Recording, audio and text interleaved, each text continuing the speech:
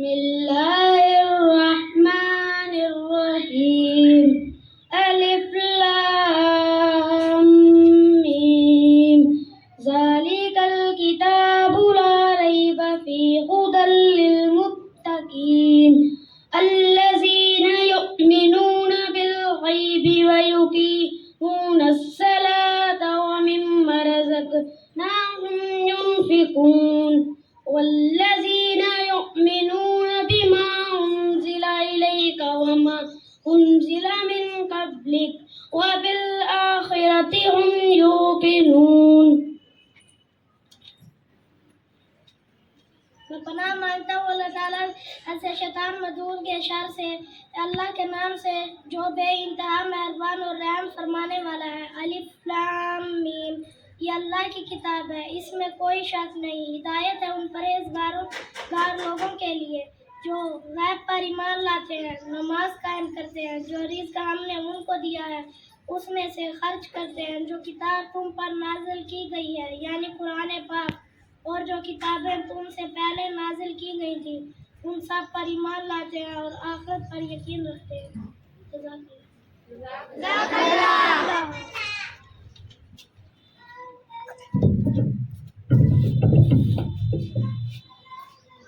بسم اللہ الرحمن الرحیم۔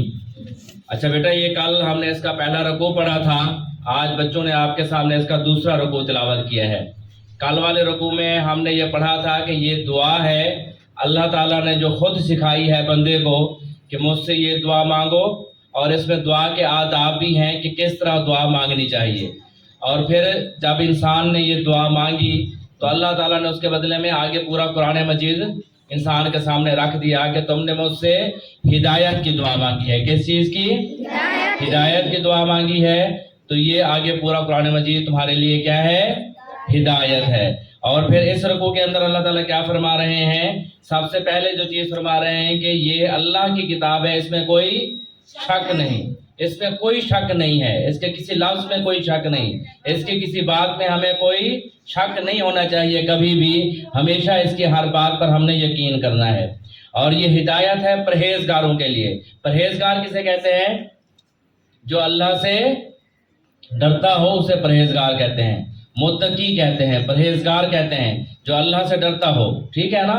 تو اگر آپ نے اس قرآن مجید سے فائدہ اٹھانا ہے تو اس رکوع کے اندر وہ صفات بیان ہو رہی ہیں جو آپ اپنے اندر پیدا کریں تو پھر آپ قرآن مجید سے فائدہ اٹھا سکتے ہیں۔ تو سب سے پہلی صفت کیا ہے؟ پرہیزگار ہو۔ دوسری ہے غیب پر ایمان لائیں۔ تیسری ہے نماز قائم کریں۔ اور اس کے بعد ہے جو رزق ہم نے دیا ہے اس میں سے خرچ کرنا ہے۔ اور جو کتاب، یہ کتاب نازل کی گئی اس پر ایمان لانا ہے۔ اور اس سے پہلے کتنی کتابیں نازل کی گئیں؟ 3 اور ہیں، کیا نام ہے ان کے؟ ان سب کتابوں پر ایمان لانا ہے۔ جو یہ کام کریں گے پھر اللہ تعالیٰ کہتا ہے کہ وہ جب قرآن مجید پڑھیں گے تو ان کو راہ راست عطا فرمائی جائے گی۔ تو یہ ہے قرآن مجید۔ یہ قرآن مجید کس چیز کی کتاب ہے؟ ہدایت کی کتاب ہے۔ کس چیز کی کتاب ہے؟ ہدایت کی کتاب ہے۔ لیکن ہم نے آج کل قرآن مجید کے ساتھ کیا کیا ہوا ہے؟ ہم نے اسے صرف گھر میں برکت کے لیے رکھ چھوڑا۔ ایسے ہے نا، ایک نظم ہے کسی شاعر نے لکھی ہے، میں آپ کو سناتا ہوں۔ آپ سب بچوں نے اس نظم کو یاد کرنا ہے، اور آپ کی یہ ایکٹیویٹی ہے کہ آپ نے اگلے ہفتے یہ نظم اپنی اپنی کلاس میں چارٹ پر لکھ کر لگانی ہے، ٹھیک ہے؟ نظم کیا ہے کہ قرآن مجید فریاد کرتے ہوئے کہتا ہے، قرآن مجید فریاد کرتے ہوئے کہتا ہے قیامت والے دن بھی یا تو یہ قرآن مجید کسی کے حق میں سفارش کرے گا۔ کس کے حق میں سفارش کرے گا؟ جو اس کو پڑھ کر سمجھ کر اس پر عمل کریں گے، یا پھر کسی کے خلاف اللہ تعالیٰ کی عدالت میں مقدمہ دائر کرے گا کہ انہوں نے مجھے سمجھا نہیں، انہوں نے مجھے پڑھا نہیں۔ تو یہ قرآن مجید فریاد کرتے ہوئے کیا کہتا ہے؟ تاکوں میں سجایا جاتا ہوں، آنکھوں سے لگایا جاتا ہوں، تعویذ بنایا جاتا ہوں، دھو دھو کے پلایا جاتا ہوں۔ تعویذ بناتے ہیں نا ہم، آپ دیکھیں ہم تو پڑھے لکھے ہیں سارے۔ ایک آپ کو مثال دیتا ہوں، آپ کے ہو سر میں درد اور آپ جائیں ڈاکٹر کے پاس، وہ آپ کو پیراڈال کی گولی لکھ دے کہ آپ نے کھانی ہے۔ اب آپ وہ پیراڈال کی وہ پرچی وہ لے آئے اور اس کو صرف سارا دن پڑھتے رہیں تو آپ کے سر میں درد ٹھیک ہو جائے گا؟ نہیں ہوگا۔ اچھا آپ اس کو پانی میں گھول کر وہ پی لیں، سر میں درد ٹھیک ہوگا؟ آپ اس کو تعویذ بنا کے گلے میں ڈال لے، پیناڈال لکھا ہوا، سر میں درد ٹھیک ہوگا؟ عقل کیا کہتی ہے کہ دکان پہ جائیں، پیسہ خرچ کریں، پیناڈال کی گولی لیں، پانی کے ساتھ کھائیں، تب جا کر سر میں درد۔ لیکن قرآن مجید سے ہم کہتے ہیں کہ اس کو تعویذ بنا لیں تو ٹھیک ہو جائیں گے ہم، اس کو گھول کے پی لیں تو ٹھیک ہو جائیں گے ہم۔ ادھر عقل ہماری کہاں جاتی ہے؟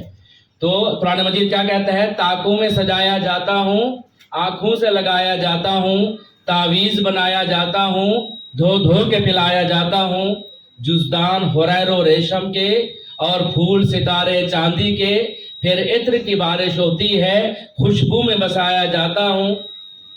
جس طرح کسی طوطے مینا کو کچھ بول سکھائے جاتے ہیں، اس طرح سے پڑھایا جاتا ہوں، اس طرح سکھایا جاتا ہوں۔ جب قول و قسم لینے کے لیے تکرار کی نوبت آتی ہے، پھر میری ضرورت پڑتی ہے، ہاتھوں پہ اٹھایا جاتا ہوں۔ دل سوچ سے خالی رہتے ہیں، آنکھیں ہیں کہ نم ہوتی ہی نہیں، کہنے کو تمہیں ہر ایک جلسے میں پڑھ پڑھ کے سنایا جاتا ہوں۔ نیکی پہ بدی کا غلبہ ہے، سچائی سے بڑھ کر دھوکا ہے، ایک بار ہنسایا جاتا ہوں، 100 بار رلایا جاتا ہوں۔ یہ مجھ سے عقیدت کے دعوے، قانون پہ راضی غیروں کے، یوں بھی مجھے رسوا کرتے ہیں، ایسے بھی ستایا جاتا ہوں۔ کس بزم میں میری بار نہیں، کس عرس میں میری دھوم نہیں، میں پھر بھی اکیلا رہتا ہوں، مجھ سا بھی کوئی مظلوم نہیں۔